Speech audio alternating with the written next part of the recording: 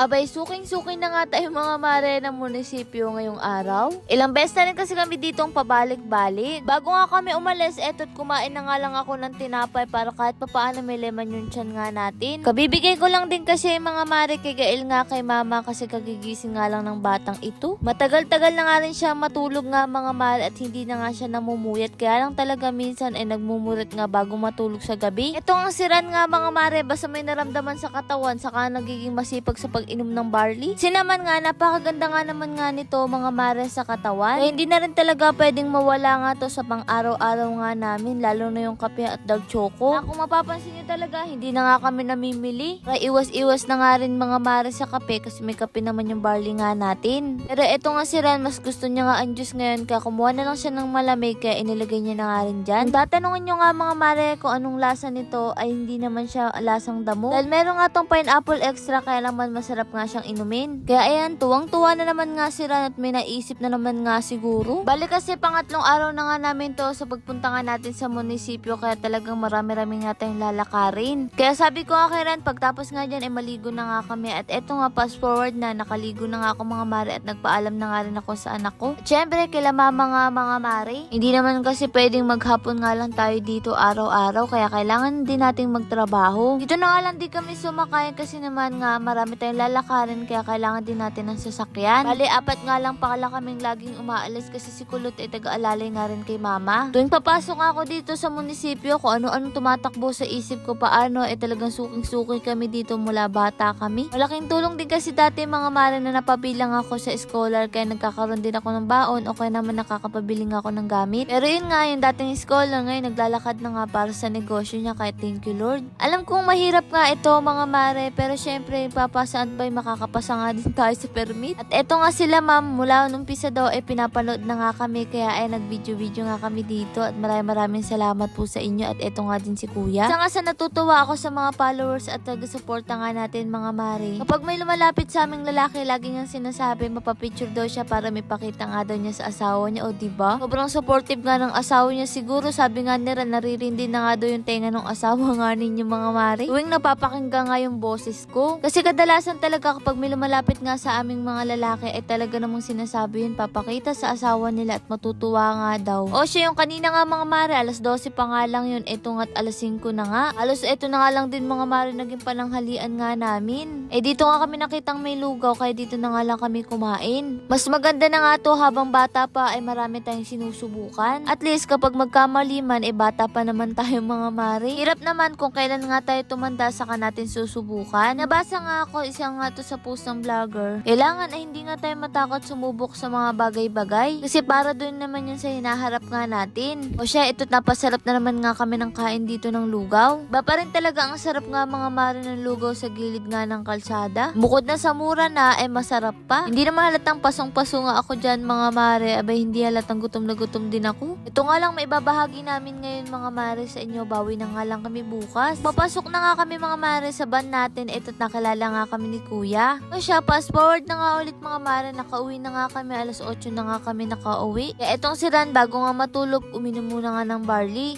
O diba, hindi naman halatang gustong-gusto nyo nga yan. At kasi araw-araw nga yan mga mare ay talagang maganda nga sa katawan. Ilang beses ko na nga rin sinasabi yan sa inyo na sila tatay ngayon na nga lang din ang iniinom niya. Isa nga to sa nagustuhan nga namin mga mare, kapag uminom ka nito ay masarap ang tulog mo sa gabi. Lalo na sa amin, na hirap na nga rin kami matulog. Lord, maraming salamat sa lahat ng blessing at syempre sa inyong mga mare. Paano ba yun? Bukas na lang ulit.